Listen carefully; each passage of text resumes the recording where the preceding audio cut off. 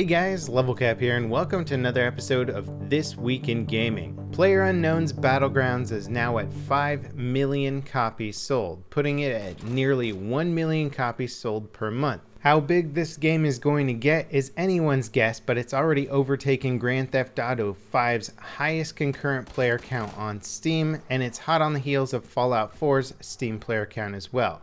Beating Fallout 4's record would make PUBG the third most popular game on Steam behind Dota 2 and Counter-Strike Go. With Ubisoft recently making an announcement that they're going to come out with some PUBG-like DLC content, it's clear that the game is having a huge impact on not just gamers but also the game industry itself.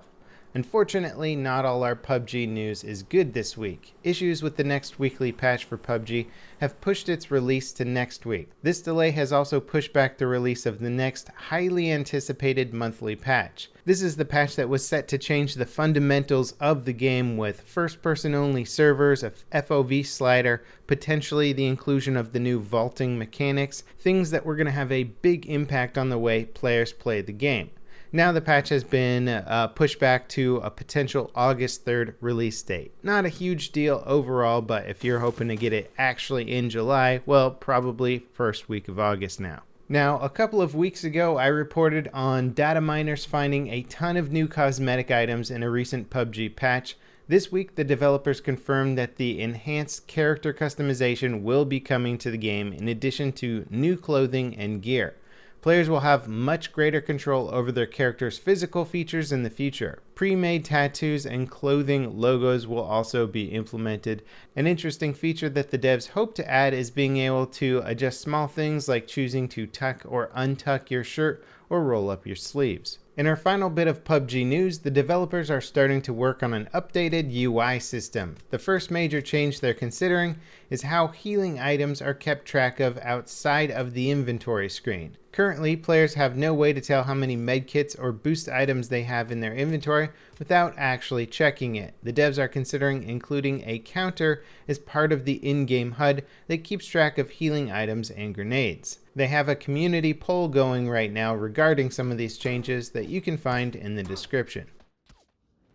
The July update for Battlefield 1 has been released. It adds a second night map to the French-themed They Shall Not Pass DLC and makes some tweaks to the existing maps and modes, as well as addressing some bugs. If you want the full details, be sure to check out my overview video of the patch. Aside from the new map, I'd say some of the bigger changes are to the rental server program, which gives server admins a bit more control.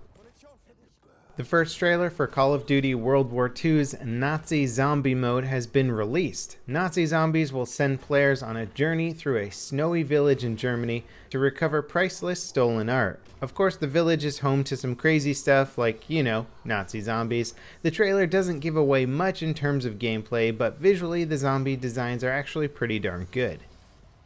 DOOMFIST is making his way to Overwatch's retail version next week. Players on all platforms will get access to the new hero on July 27th.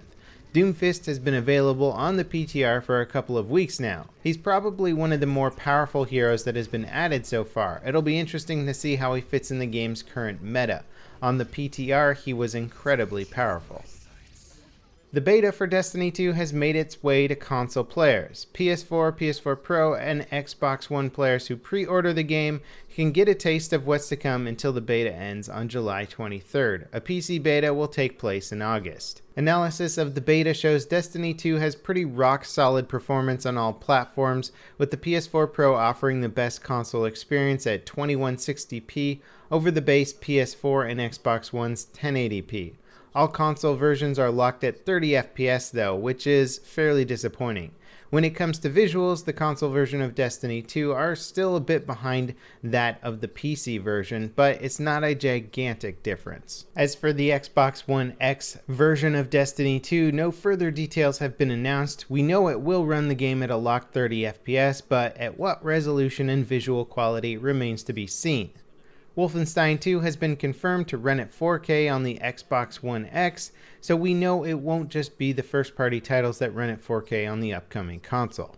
The developers of Ark Survival Evolved have decided against doing a PvP server wipe just a day after announcing their decision.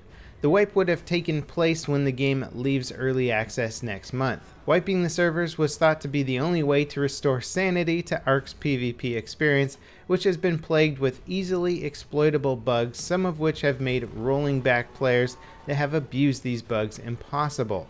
The devs admitted that wiping the servers would be a painful experience, especially for players that had committed a lot of time to ARK's PvP. Instead of wiping the servers, ARK will be getting a new additional PvP server that starts players from zero. The current early access servers will still persist as is. Titanfall 2's next DLC will add the popular 4-player co-op mode Frontier Defense from the original game. 5 maps will be compatible with the mode on launch, with more being added over time. The update will include 2 new maps. It releases on July 25th, and of course it's going to be free for all players, just like all other Titanfall 2 DLC. 2016's Doom has gotten a new patch that unlocks all the game's paid DLC content for all players. This content, however, is only for multiplayer, which has unfortunately failed to gain a following after a release with mostly mixed reviews. Personally, I enjoyed the single player of Doom way more than multiplayer, but it's nice that the devs are unlocking the DLC content for everyone. The update reset everyone's progression back to 0 to accommodate a new rune system, replacing the game's hack modules. We'll see if this can actually bring Doom's multiplayer back to life, but I have a feeling that anybody interested in sort of arena-style combat shooter might actually just opt for the new Quake Champions. Fans of Blade Runner and horror games will be excited to hear that Rutger Hauer, who played Blade Runner's main villain Roy Batty, is playing the main character in the upcoming game Observer. The trailer looks and sounds like it was ripped straight out of the Blade Runner universe. The studio behind the game previously made Layers of Fear, a horror game that was well received. Observer releases on August 15th for all platforms. Anyway, that concludes today's episode of This Week in Gaming. As always, I hope you guys enjoyed it, and I'll see you next time. This is Level Cap, signing off.